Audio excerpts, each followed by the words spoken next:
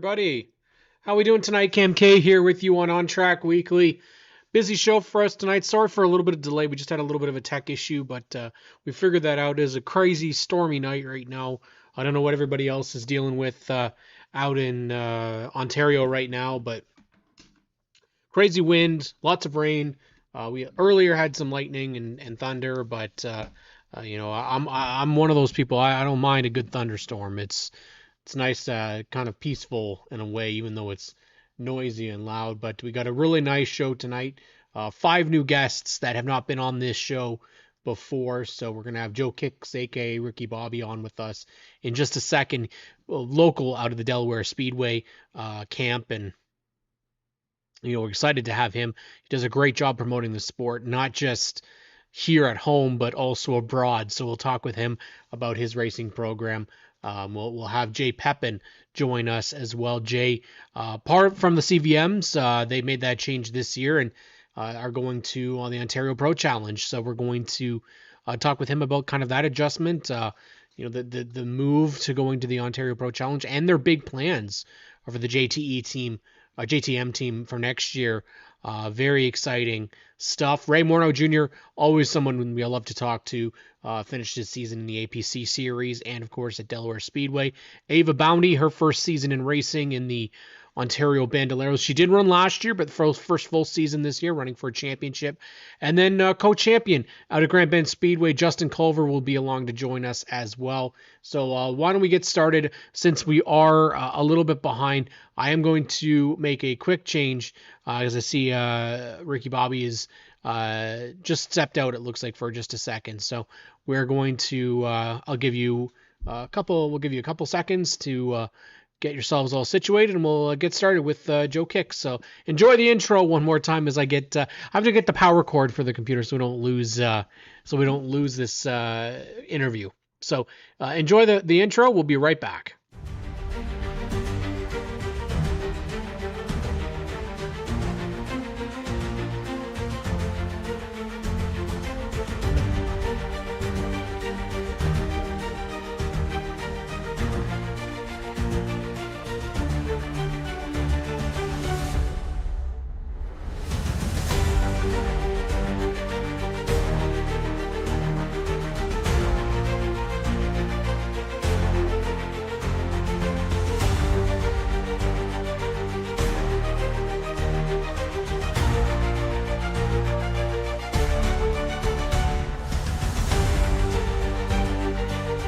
Alrighty.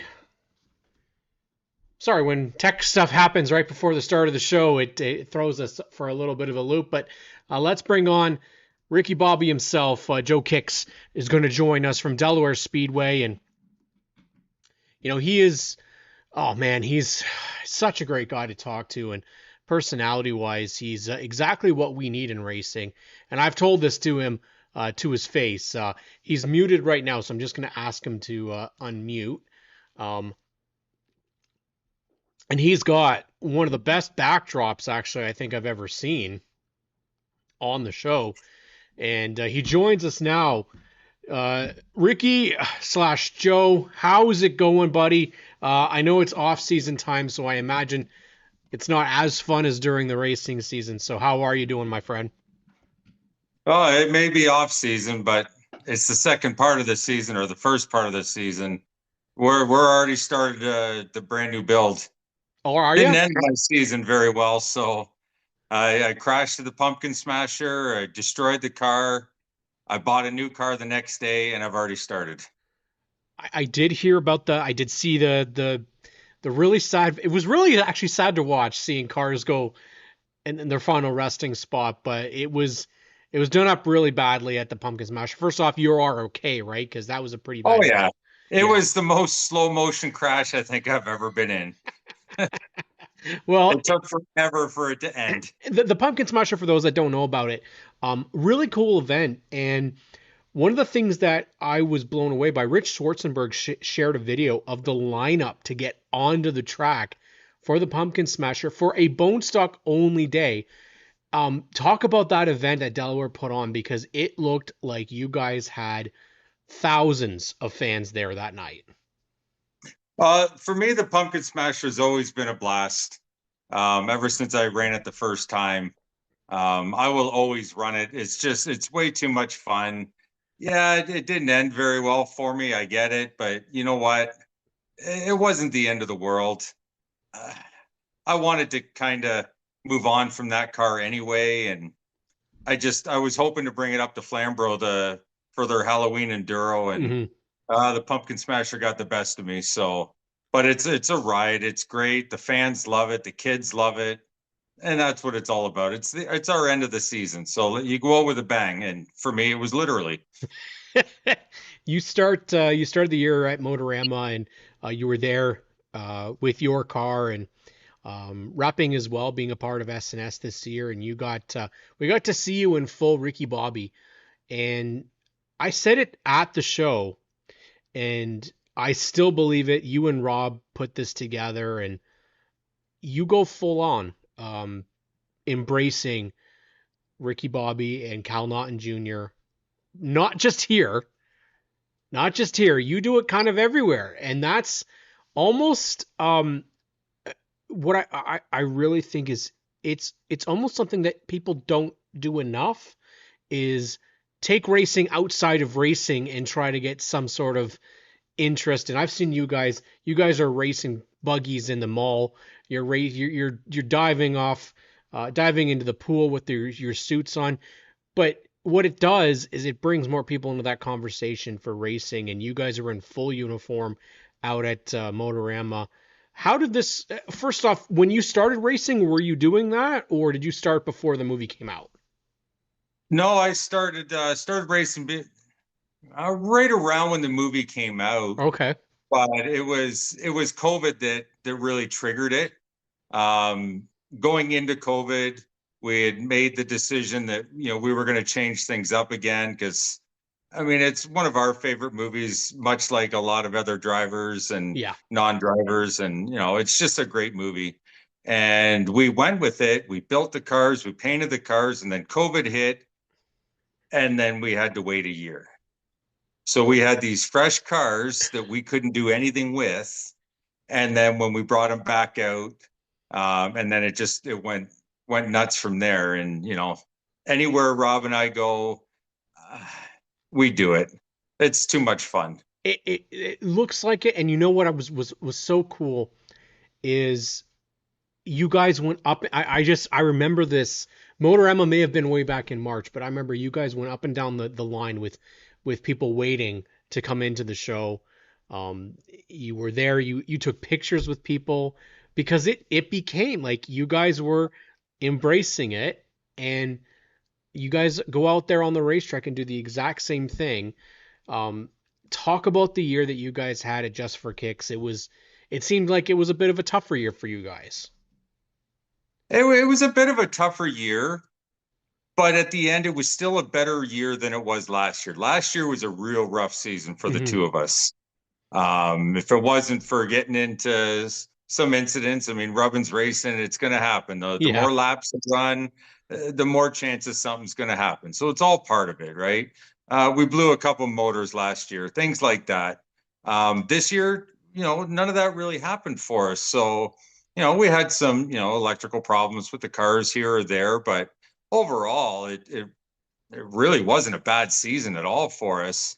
We ran our whole season with our primary cars, and it was the Pumpkin Smasher that we brought our old cars out just in case something happened. Because both cars will be at Motorama this year coming. Ooh. So it's not just going to be my car. We're going to have them both there this year Oh no, or next. this is what's great to hear because you guys were definitely a highlight. I hope that you guys aren't stuck on the fall. I don't particularly like the curtain covering that the section where you guys are at because I think it makes people feel that the hall is ends there and people Yeah. miss that kind of that section there. Hannah Lamont says hi.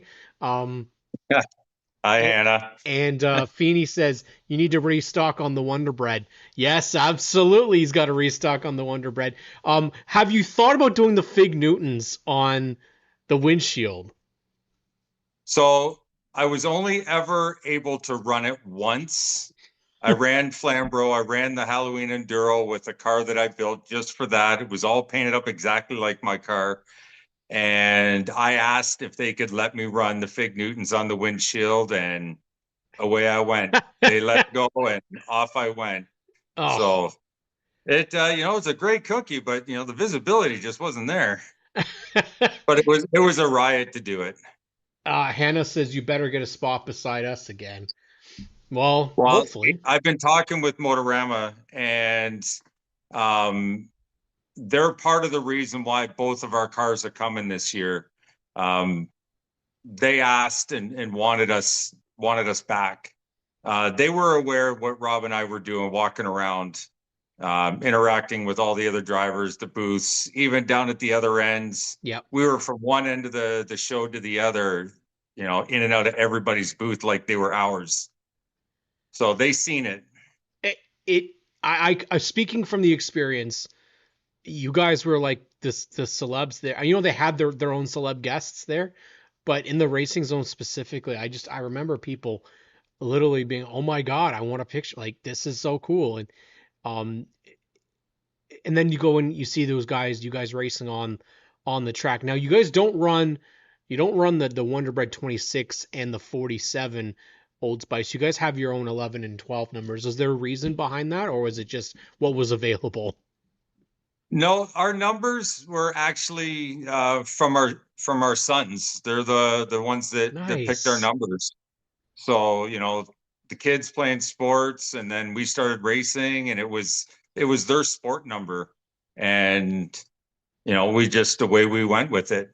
Well, it's great because you're always the one that's recognized on the broadcast. Chris never has a problem mentioning which one is which because it's either the Old Spice car or the Wonder Bread car. I don't know why Wonder Canada hasn't gotten on this. Have they you got to get them on board, man, because that's got to be Well, I do poke them.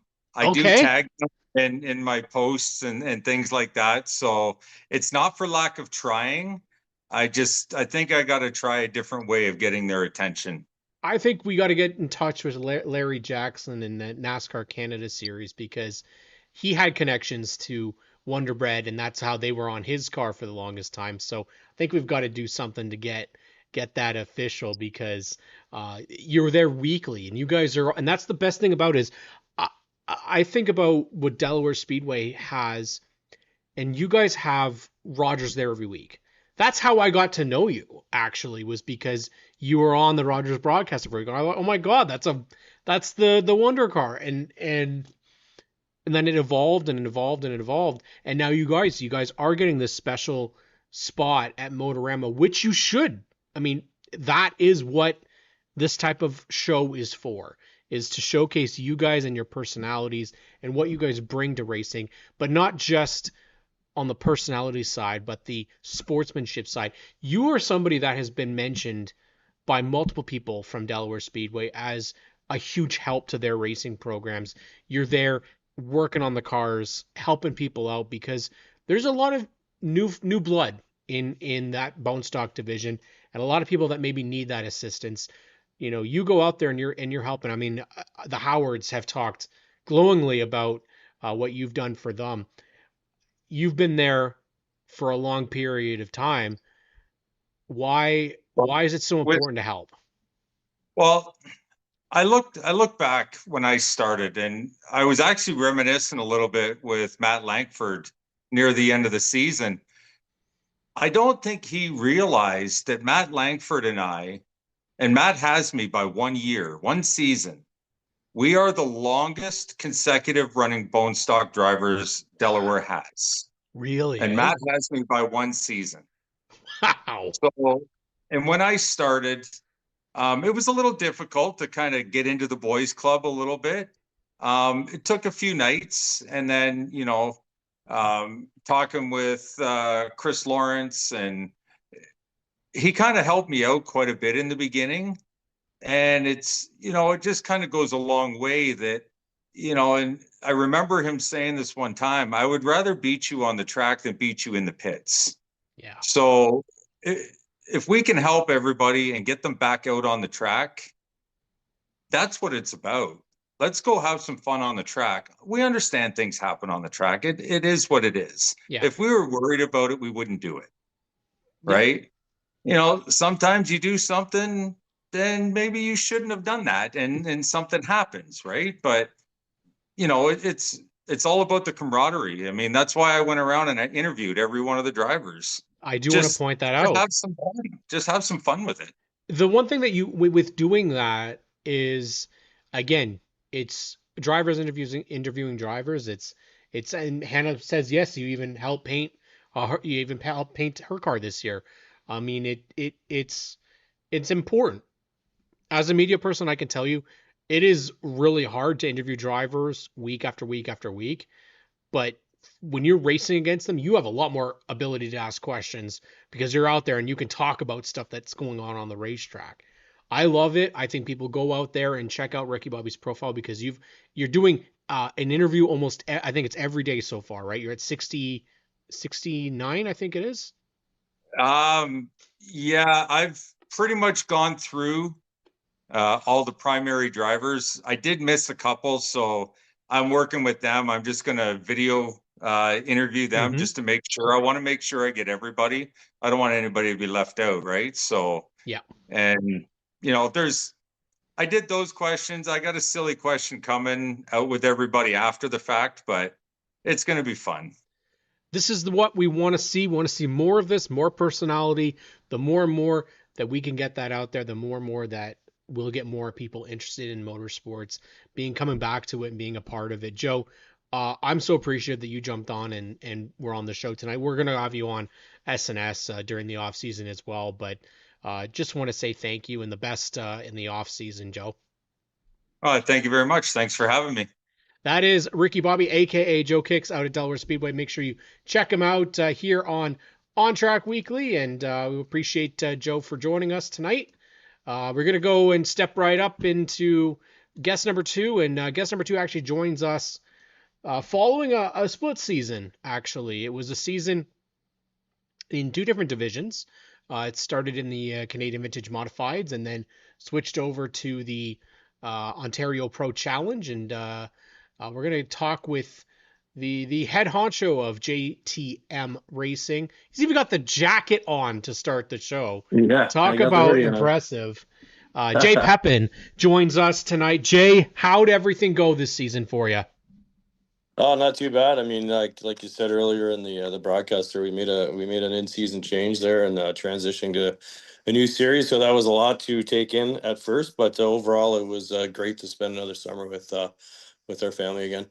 It's the one thing that we can talk about for ages, and that is the family dynamic Mhm. in motorsports. And yours has it right in the name, JTM.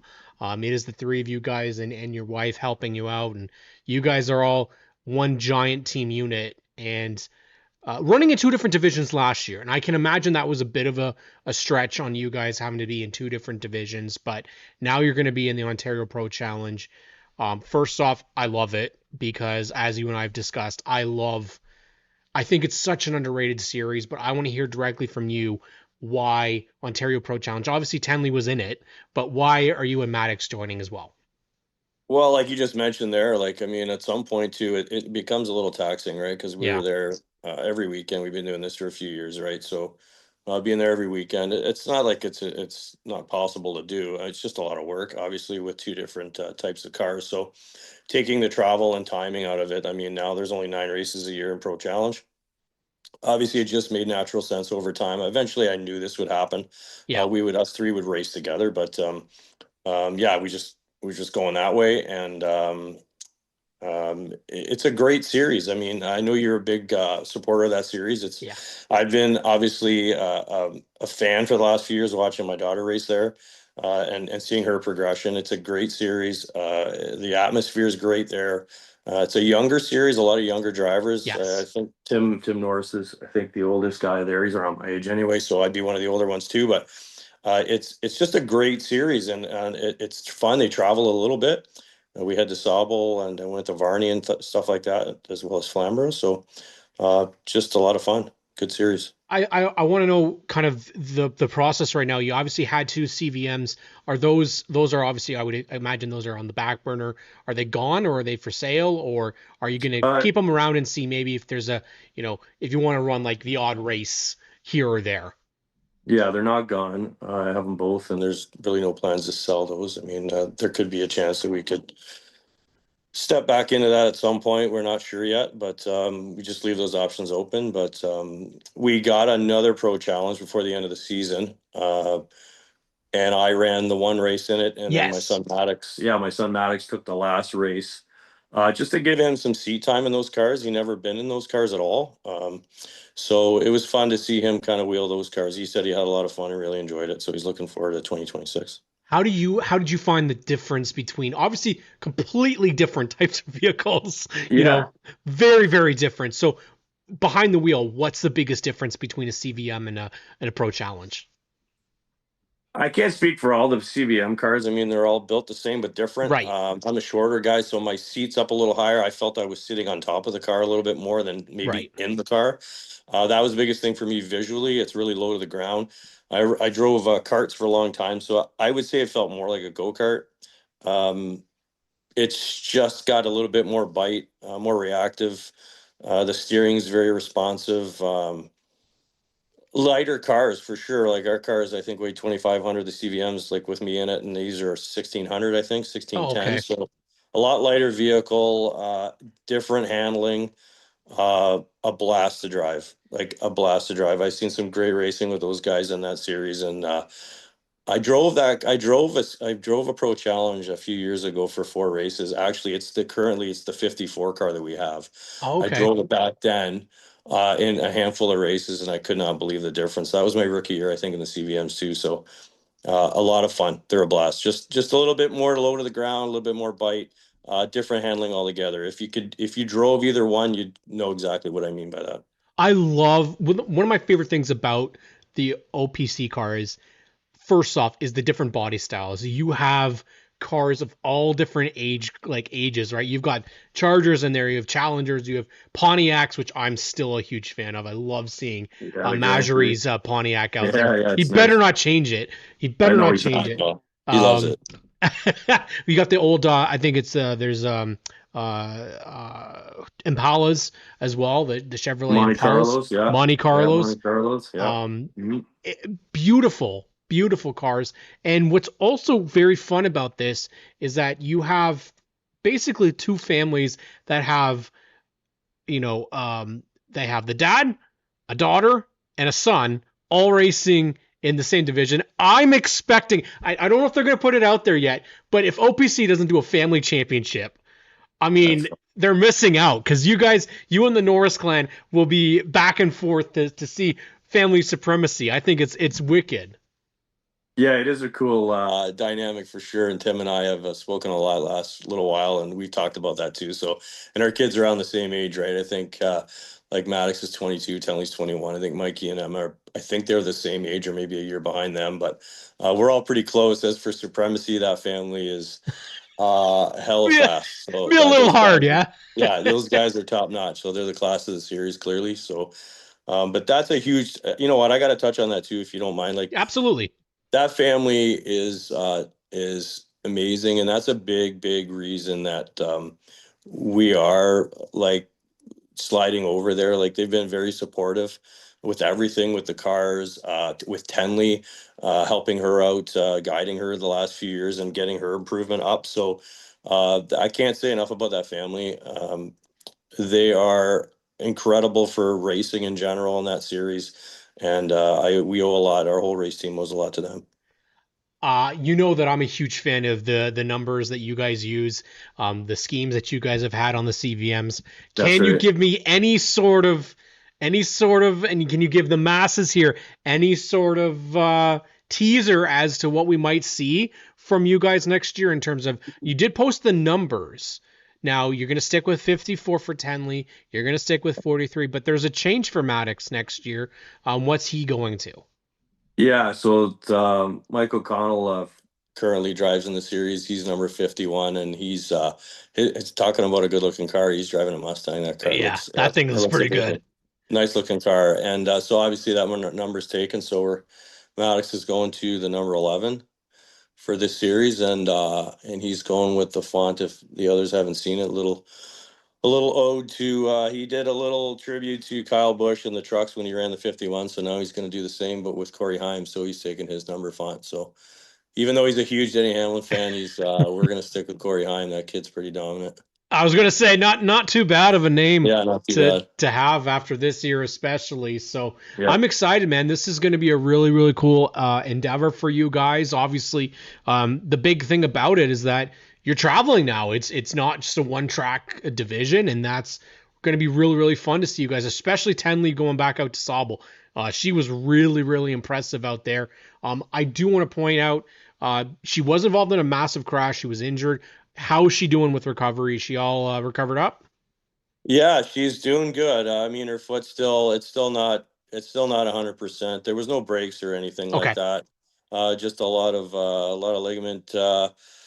ligaments got worked over pretty good in her one foot. But you know what? She's on the mend. We knew it would take some time. I mean, It took a lot of courage for her to get in that car 2 weeks later. To drive, and I know she had a tough time that night, but to have the courage to do that was it's pretty impressive. The fact that again that the Norrises and we put that car back together in 2 weeks was incredible too. Well, Jay, you know I'm excited. I can't wait to see it. It's going to be a lot of fun next year, and yeah, as Ricky Bobby says, it's a great number for Maddox. So can't look at how long we have to wait until we see these cars. Hopefully we get to see them a little bit sooner before the season starts. But Jay, I really appreciate you coming on ONTrack Weekly, and we'll definitely have you on and chat closer to the season. My pleasure. Thanks for having me tonight. Thanks a lot. Not a problem. Jay Pepin out of the JTM team. You can check them out on social media. They're going to be running in the Ontario Pro Challenge Series in 2026, and somebody who we definitely wanted to have on this show, and somehow I don't know how he got missed. He's somebody that we got to chat a lot with over the years, and that is Ray Morneau. Now Ray's coming onto this show following a season once again. He did a double season again, APC late models and Delaware Speedway late models, and not an easy thing to do is to run two late model divisions in the same year, but you know what, not too shabby, a top 10 in the APC standings, and then a runner-up at Delaware Speedway. And he joins me now fresh off of the banquet. Hopefully he's recovered from it. Ray Morneau back on the show. How are you doing, Ray? Good. How are you? Oh, we're doing great, bud. Anytime I get to chat with racers on a Monday night, it's a good night. So how's the season for you? I know it's maybe a little bit lower than where you were hoping in the APC late model, but you got another season under your belt and improved once again this year. And of course, what can we say about Delaware Speedway? You and Jake Sheridan, man, great battle all season long. Yeah, for sure. Yeah, we kind of struggled a little bit, ups and downs in the APC series, even the Delaware series. I mean, to finish second at the end of the year, I was pleasantly surprised by that, because we had plenty of nights where, we had a couple shocks go bad, ball joint broke, just some freak stuff. So to finish second and only 8-10 points back, whatever it was, I'm happy with that. So the APC series, like I said, it was up and down too. Blew a motor to start the year, and that just puts you behind, right? Yeah. And have other little brackets break. We had a trailing arm bracket break at Delaware running third, and just stuff like that, right? It's just kind of a bit of a heartbreaker. We thought we were in a pretty good spot there at Delaware, and kind of try and turn our season around and get a top three. If we had a caution and we weren't it, I think we were in a good spot to try and contend for a win. So just one of them things, but like you said, it's another year under your belt, a lot of experiences, and looking forward to next year. It's looking, obviously, a trajectory is looking really good for you. And I just want to point out there, Ray and I are so in sync. We're literally both wearing Mason Culver shirts. So, Mason, you better be happy about this. I swear we didn't call each other. No, we really did. Two different eras of Mason Culver shirts, though. So, but obviously, again, the big move, obviously, I think for your organization is Johnny Arts getting behind the wheel full time as well. That's got to be fun, seeing the Bossman go out there, and you know what, he did pretty good actually for his first foray into the late models. And are we going to expect to see more out of him for next year? Yeah, I think so. It'll be exciting to see. He loves it. He's right hooked. It was good to see his first year there last year. It was good. Had some, again, ups and downs, and Right. this year he had our APC car from last year, so a better car than what he had and had some really good runs this year. So obviously he's looking to build off of that. Had a tough end of the year at Delaware there in the 300, but that stuff happens, and he'll be ready to go there for next year. Well, obviously yourself, this is a couple of years now you've been in the APC series. What's the biggest adjustment period from going from the weekly races at Delaware Speedway to the APC series? Because obviously we've seen a lot of people be able to do it. You've been up there and you've done this for a couple of years now. Is it getting a little bit easier? Is it getting just as difficult? Is it just as difficult as it was when you first started? How are you feeling in the APC series?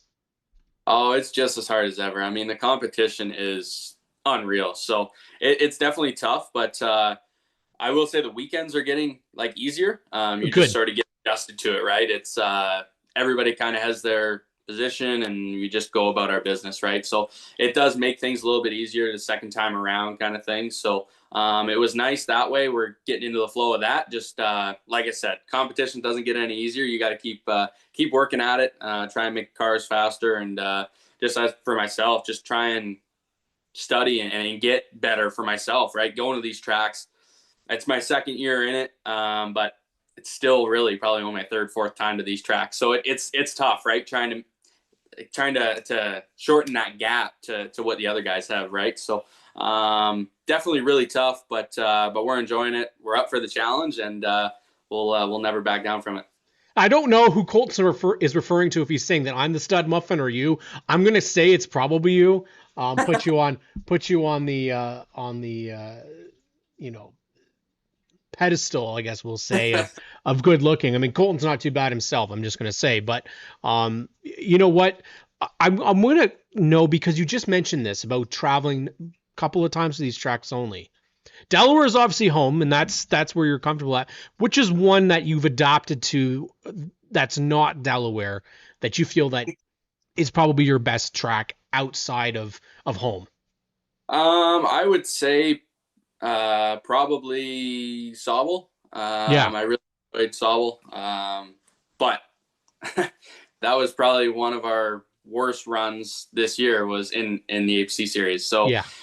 I never ran great at Sunset. Sunset was kind of always a struggle. We just can't get down there and test, right? It's 4 hours for us. So, but we had an awesome run there the last race. We ended up top 5, and that was really good. And man, Peterborough, that place is second time there. It was a ton of fun to pull off podium. It was cool. But yeah, I'd say Sobel. I really enjoy it. Just didn't quite have the success we wanted this year. It's part of it. Colton backs you up and says Sobel first and then Pete. So clearly he's trusting what you're saying there. It's definitely nice because you've got what can we say about the Mornar Mafia? Like, really, it is second to none.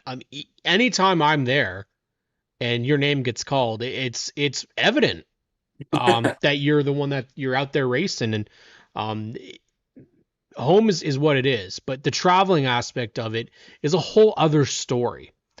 You just mentioned you guys travel a hell of a long way to go to races. Did you find that impacts you on APC race days? Because it's a lot longer of a day compared to, say, hey, we're just going to Delaware for the race tonight.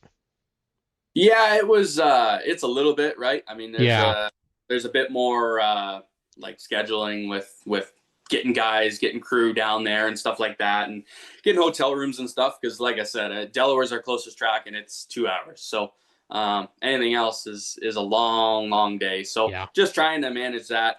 Thankfully, my girlfriend's family, they live in Dorchester, so they were gracious enough to let us use their house most Friday nights. So we'd go to Delaware, cut the trip in half, and then head up the next day. So definitely made it a little bit easier. But like you said, I mean, it's a long. If we were just coming from Windsor, it's a long day, right? When you go to Sauble, it's 5 hours for us.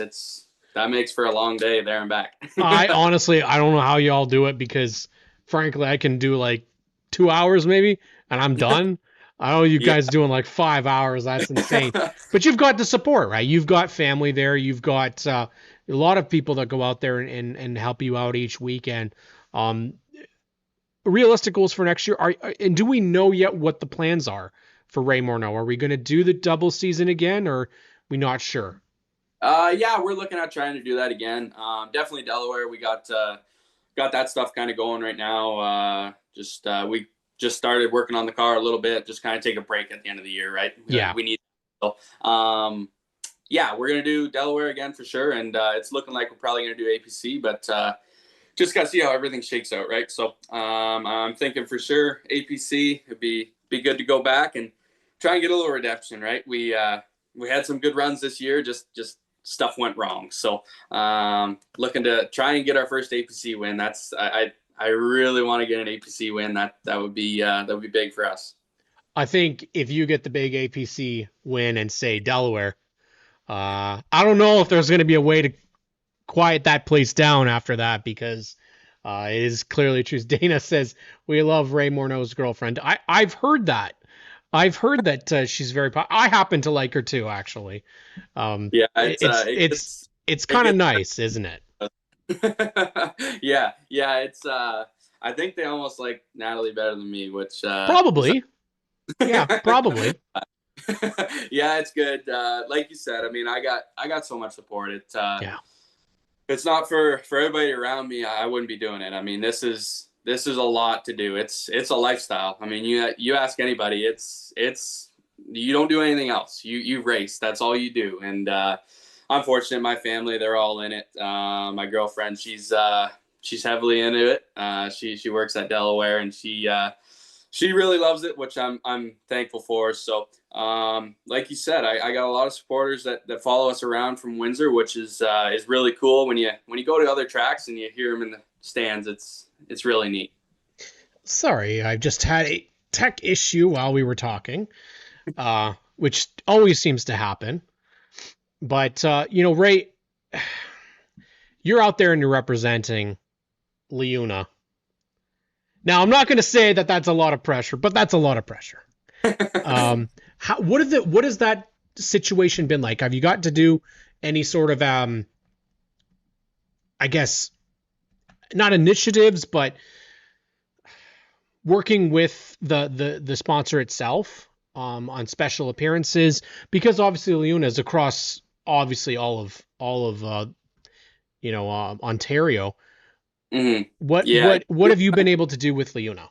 Yeah, we've done some stuff mainly just at the track when they have the track, like the corner kind of thing. How we do the pack the track, they have like a Leuna sponsors the night kind of thing.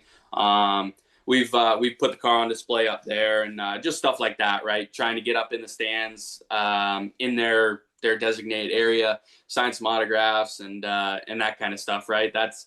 That stuff's big, and I love doing it, right? I mean, it's just like the autograph nights. I love being able to get the kids involved. I mean, that's the next generation that's coming up, right? So we need to keep them involved in this and wanting to do this. And like you said, I mean, to get Leuna into it, that's a big brand. So to have them in racing and wanting to support it, it's great to see, and we're really glad to be able to fly their brand, and we'll see if we can do it again next year.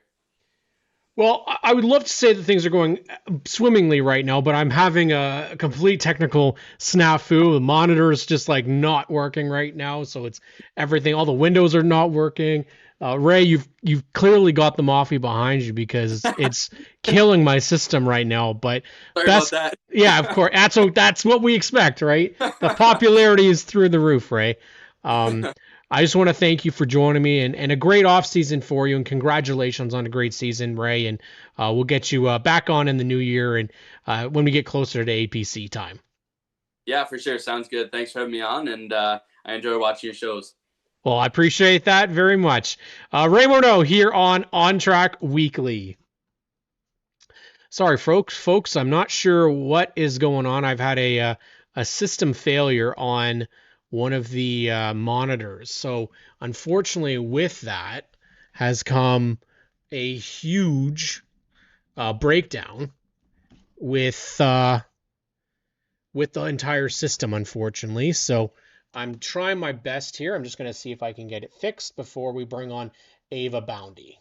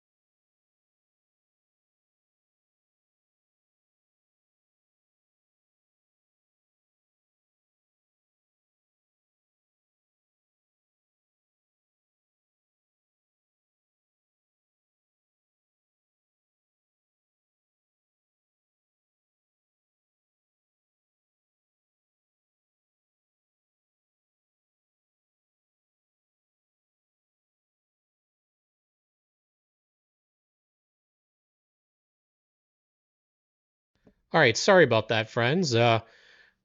Whatever's happened, the one monitor's just decided to die on me, and I can't get it to turn back on. So we'll have to continue this format. Hopefully that's okay. My apologies, but tech is sometimes not our friend, and so I apologize for that. Hopefully we can get this fixed for next time, but we will bring on our next guest. She's making her debut. I don't know if it's her podcast debut or not, but Ava Boundy is going to join us. And Ava is, man, what a good racer. Starting out really in her racing career this year in the Ontario Bandolero division, and got herself into a position where she was able to win her first race. And so we're going to have her on and chat with the season. We'll see how, hopefully my tech doesn't crap out on us then. We've, again, had to have a bit of a change there, but we're going to bring Ava on to chat with me now. And I apologize, Ava, for the delay. Technology likes to go for a crap sometimes in the middle of a show, and unfortunately it just so happened to do it right while we were about to bring you on, so I apologize about that. But how are you doing tonight, and how was the foray into racing this year? I'm good. How are you? Well, I'm great. I'm great. It is awesome to finally have you on here. I got to see you a couple times in the Bandoleros this year, and It looked like a pretty good year for you. Finished off with a win and a couple podiums and pretty solid in points. So I assume you're happy with that. Yeah, I'm pretty happy with that. We got third in points, and then we won our first feature at Sawbull, which was pretty cool. Pretty cool because you and Landon Sellers both got your first feature on the same night. You're obviously repping Volt Raceway, and now you're kind of a celebrity of sorts in a way as well because you're the face of Volt Raceway. I've seen their promotional videos, which are really cool. How did that all get started, Ava? Because obviously you get to race there, and you're the points leader, as Donovan Price has notified me that you are the points leader currently at Volt Raceway. So, how did that all get started? Well, my dad was the manager, and then when they first opened, I applied. And so then they came up with the league, so I knew that it would be good practice for me outside of my car. So then I just joined, and then I won back-to-back ones, and then I've just been on the podium every race since. So, when it comes to Volt, who is better, you, your dad, or Donovan Price? Definitely not Donovan. Oh, we're going to need to clip that for you, Donovan. That's excellent. So Volt Raceway, what is this place? What is it that you get to do? There's an indoor go-kart track, but they just opened golf sims, there's axe throwing, there's 16 lanes of bowling, there's a pool hall, a nice kitchen with really good food, and then there's a junior track and an adult track. And you're racing the adult track, obviously, right? Yes. So what about the juniors? How young do they start? So junior track is 7 to 13, and then adult track is 14 and up. And where is this? Where is Volt Raceway located? In Bowmanville. Bowmanville. All right. Well, we might have to go and check that out because it looks like a pretty good place. And you got out there this year. You got a couple of races last year in the Bandoleros. This obviously was a little bit different because this was for points. This was a full championship. Got to race at all different types of tracks. Obviously, I'm going to ask a very easy question for you as to what is your favorite racetrack that you drove this year. I'm going to assume it was the track that you won at, but maybe I'm wrong. What was the number one for you? My favorite track was actually Charlotte. Okay, that would have been my third choice. Okay, Charlotte. Yes, there. You did get to go out there and compete. The biggest really track that you could. I mean that is the home for motorsports is Charlotte. You got to race there. You placed well. Josh went down there as well. You guys kind of were our Ontario reps. I think Austin was down there at some point as well. Compared to any of the tracks here, talk about how big of a place Charlotte is. Oh my gosh, it's huge. It's like when we got there, my eyes were like wide, and it was literally like I was in a movie. Now, did you guys just go for your competition, or did you go to watch any other races? No, we just went for me, and then we drove home. Well, I'm hoping that we get to see you behind the wheel a bit more next year. Obviously, the Bandoleros are. Do you know if you're going to be back running the Bandolero next year? Yeah, I'll do a full season in a bando, and then I'll maybe practice a legend, maybe Dad's renegade truck, or maybe even his super stock. Well, you know what? I think if you kick Dad out of any of his seats, he'll be happy with it. I personally want to see you on the truck because I think that's wicked. I think with Stacy not potentially being back in the trucks next year, we need to have more girls running out there in that division. And you know what? He had the Superman truck, so we need like the Supergirl or the Wonder Woman truck or something, right? I think that works best. I'm sure we'll get Volt Raceway on there as well. But Ava, I apologize for being a little bit late, but thank you so much for taking the time. And Donovan, that clip was for you, buddy. I can't wait to see more of it. I frankly do want to see a Superstock battle between you and Donovan as well, because I need to see if Bounty Jr. is going to be able to take on the Donk and see who wins there. But best of luck in this offseason. Hopefully you can take the league championship home at Volt Raceway, Ava. But thank you so much for joining me tonight. Thank you. That is Ava Bounty from the Ontario Bandoleros, and hopefully we'll see her in a couple other divisions in 2026. Of course, one of the reps going down to Charlotte And she's one of the ladies of the Oval of the future. You've got to follow this girl. She's extremely talented, extremely fast. And you know what? Talk to Paul. He'll tell you right away. I mean, yeah, Paul goes out there and wins the Superstock Championship. Ava's going out there, and I think she's going to put a lot of butts in seats because she's a really, really good young racer. Speaking of a good young racer, Justin Culver is next on the show to end things up for us. And I have to. Oh, and he's repping the brand. Oh, perfect. He's repping with SNS, and he's got Sad Nuggy behind him. Present. He knows what to do. By far one of my favorite people in racing, Justin Culver, co-champion at Grand Bend Speedway this year, and it wasn't going to be a championship season for you, but it ended up being that way. Let's talk about that, Justin. How did this whole thing come about? Because you were part of BT Racing, originally expected just to be at Delaware Speedway. You were going to do part season with you and Darren Glavin, and then it ended up being that you ran a little bit more than part of the season.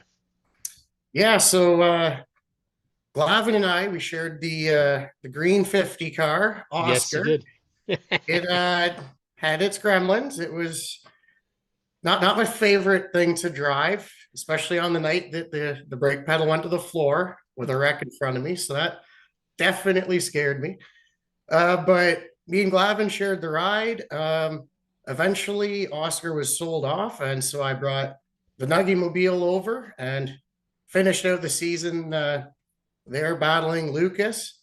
It's pretty tough chasing that 12-year-old around the track, but we managed to catch them in the points, and we're co-champs. Doesn't get closer than that. Now, you did one of those things that I thought was extremely admirable. You're one of the SNS sportsmanship nominees for that specific reason, is that they were trying to decide the champion. But in your post-race interview, you said Lucas earned this championship. Absolutely. Can't we just be co-champions? Yeah. Which you guys tied for points. I believe you tied for, I can't remember if you tied for wins or not. But you tied for points. And instead of going to the tiebreaker, to the tiebreaker, to the tiebreaker, you said, let's just be co-champions. And you got to see Lucas out on that racetrack every week. He's not a normal 12-year-old. That kid, you raced against him. You raced against him. So I want to know what it's like racing against him, because he looks just consistent. He's not all over where kind of you think he would be. He's not all over the place. What was it like racing him? He is quite the racer. Trying to pass him, it was such a challenge. Maybe earlier in the year, I felt like I had a bit more room to try and get around him. Yeah. But on the last couple races, I remember one week I had 2 tires in the dirt trying to get under him. He'd hold his line and I couldn't do anything. It took everything I had to get around him. And he's 12. He's going to be just absolutely destroying the field going forward. It's pretty cool that I could do this now. Yeah. But, when he's winning championships and that to come, I'll be able to say, hey, I was co-champ with that guy. So it just keeps getting better. That's the thing, on and off the track. Exactly. I'll admit, I'm quite lazy off the track.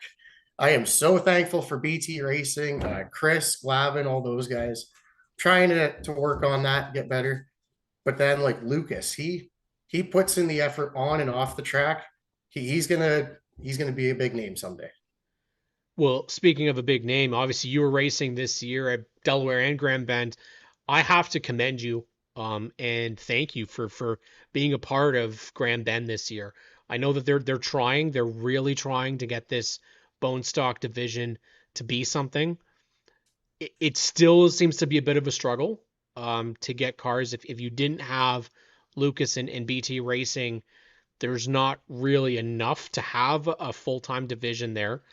But you've raced it enough times. Do you feel that there's something there for a bone stock division? And is there a limit to how many you can have on the track?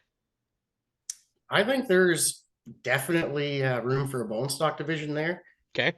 And not sure about the max number, but really just depends on the mentality of the drivers. You have to know this is a small racetrack. We all got limited space. Like, give each other a little bit of a break. We all want to race, have fun, and not go home to spend hours working on our race cars. Yeah. And so the respect level that we have out there makes a big difference. And it is a lot of fun when you get going on there. But boy, Yeah. those walls come at you fast. I will say that I was ignorant to the fact of I was ignorant about Grand Bend. And that may have been from others that feel that way about that track, but one of the things that they did this year is they continued a live stream. And some of the best racing I saw this year was at Grand Bend. Those junior sprints and the 9 horsepower sprint, those friggin' things are fun as hell to watch. You and Lucas had a great battle. Lucas trying to hold off the field. I believe it was a heat race, and he's outrunning Craig Cole. I mean, Right. it shows that there's finesse at that track. Absolutely. And I mean, we've heard from so many different drivers. You learn how to drive by racing at Grand Bend. Now, flip side of that, Justin, you're also racing at the largest track at Delaware Speedway and the fastest. Last year, we felt really, things ended off great for you. You got probably my favorite partner with a race team this year. I haven't gotten one yet, and I should be shunned for that. There we see, like, come on, there's one for every occasion. The Sad Nuggy. How did this whole thing come together? Could say, like, I went out, did a bunch of stuff to find into this and that. I just happened to grow up with the guy who created Sad Nuggy, and kind of reached out to ask about maybe potentially sponsoring me a race car. He actually already had the same idea of wanting to help me, and just a lot of fun nights bouncing joke ideas back and forth, and we get a giant Sad Nuggy mascot unveiled at the racetrack and all kinds of fun things. They were out during the Pumpkin Smasher, and they released their pumpkin Sad Nuggy during the event. So that was pretty cool. Tons of people came out for that. It was a pretty good time.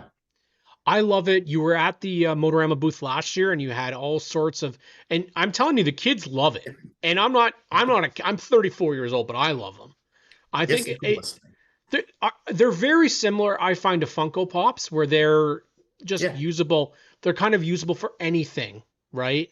And I'm all about fun and interesting sponsors. This is one of the best ones. You had stickers that have the Nuggies with the race car uniform, the 78. You've got personalized merchandise that benefits the brand. It's something that we don't get to see, sadly, in bone stocks. It's not crazy. Something you see it. Like, they were mentioning, like Sad Nuggy did their own like live stream during the races. They were there, and they're telling me like, oh, we've got people in here from like England watching and this and that messaging. There's people in their Discord channel saying, hey, they're staying up for wherever on the other side of the world to watch. We had, I can't remember where it was, like someone came from like Utah or something like that, up to like the Pumpkin Smasher, because they wanted to get their pumpkin Sad Nuggy. Like, it's insane. It's the coolest thing ever. I'm just along for the ride. I love it. And I said before, like, kids are this sport. Yep. And how do you get kids interested quicker than in a mascot, plushies, and creativity? And you've got all three of those. Free t-shirts and stickers. We were giving those out. Stickers. I remember candy. At Motorama. Who doesn't love candy? Do you remember how quickly those stickers left at Motorama? They were there for not even 5 minutes. It was pretty crazy. I'm looking forward to that. Hopefully again. I think this is where there's a benefit to being involved in motorsports because again, in motorsports, companies just don't seem to understand. We go batshit for sponsors when they have merch. Yeah. We'll go for it because Absolutely. it's great stuff. What are we thinking about for next year, Justin? Obviously, you're co-champion at Grand Bend. Are you considering going back to Grand Bend again, Delaware again, maybe some going up to Sauble to do a couple races? What are we thinking for next year, bud? I haven't really finalized anything yet, but the main thoughts would be going back to Delaware and Grand Bend, probably full time again.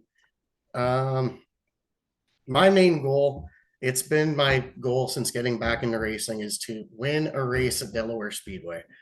I want to win that race and climb the fence.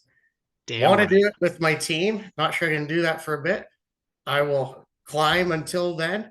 I'm going to get my first win, and that's the dream. Have my brother come to my victory lane. That'd be something. Damn right. Yeah. I don't want to say that we're repping the other Culver tonight, but you're going to have three Culvers racing. We have 3 champs. I finally got to join those 2. You got to join the Culver Championship wagon, right? Like now it's just a matter of the Bone Stock Championship. Now, what do you think is that next step for you to get to that point? We saw Fothergill this year go from kind of where he was last year to he finally got himself kind of situated. Charlie Verhoeven, same thing. Donovan Clark, same thing. You're kind of all within that same area. But Verhoeven seemed like he was the dominant car the majority of the year. Fast. Then you have Michael Verburn, who light switch at the end of the year. Yeah, that car was quite quick. What do you have to do to beat them? I am not sure. Okay. I quite literally started pole position in the final race. Yep. And ran some of my fastest laps of the year, and I was half a second off. And so that was a little frustrating, makes you really question things. And so I have to go into the off season and look things over. We, during tech after that night, found our engine was dying. It was one of the spark plugs was a bunch of smoke, head gasket ended up going. Probably me riding the chip at Grand Bend a little too much. But so you got to look at that. I got to thank Chris and Glavin. They helped grab my car here, and I went off to a Thanksgiving thing, and 2 hours later I get a text showing the engine already out. And then I get another 2 hours later, I'm on the way back home to let the dog out, feed the cat. And send a video of the new engine we bought in there and running. And so if I ever do get there, it's thanks to my team. I know I cannot do this alone. I am forever grateful to them, my sponsors, and I cannot wait to climb the fence that one day. As long as you climb it and you don't fall. I'm just saying. I mean, if I've already got the win, what's it matter? Grand Bend, it looked a little shaky getting up to climb that little. I can't get my feet inside the fence. Yeah, they're too small. Hopefully, Delaware is a better. I think so. Fence. Yeah, that's. I think so. I think that you'll be better shaped for that. But Justin, congratulations, buddy. It was awesome to see you win that championship, co-championship with Lucas, and I can't wait to see you back out there once again, and hopefully Sat Nuggy out there with you as well, because they're a blast to see on the racetrack. And I think if we got you gotta have one hanging up in the car now. I think that's kind of we had one for the whole year. And I mean, like, I want one in every window. I want to see it. Oh, okay. I'm just saying. We gave that out to a lucky fan at the end of the day. Perfect. Again, that's what you do, right? Fan engagement, and frankly, I think you best somebody. They're the one that has to they have to wear the Nuggie costume the following week. I think there's lots of opportunities there. So, you know what? I'm excited. I'd say, you know what? If you beat Mason in points this year, so like he's lower in the point standings, say in the super stocks, he's got to wear the sad Nuggie costume. Just saying, Mason, you'd be up for it, I'm sure. I don't know about me beating Trevor. That's Trevor in the points might be a little tough too, but hopefully. Yeah. That'd be a good problem to have. It would. Challenging him, but yeah. Yeah, it definitely would. But just I'll go for one win first. How about that? That's all I need. That's all he needs. And that's our show for tonight. Thank you, Justin. Thank you so much for coming on, buddy. I really appreciate it. Thanks for having me on. Oh, we're gonna have you on again. We got you. We'll have you on SNS as well to end the year, bud. Perfect. Have a that good is one. Our good friend Justin Culver here on ONTrack Weekly. I apologize again, guys, for the technical snafus. I honestly have no idea what has happened to this monitor. It is still on, but I think perhaps the cord or the port has failed, the HDMI cord, and just is not. It's not being recognized at all, and unfortunately, I don't have the ability to make the switch at the moment, so I'll have to do some testing there and figure out why that died in the middle of the show like that. So, but thank you guys. I really appreciate you all for being a part of the show each and every week. Thanks to Joe Kicks, Jay Pepin, Ray Morneau Jr., Ava Boundy, and Justin Culver for joining me this week. I'll see you guys all next week here on ONTrack Weekly.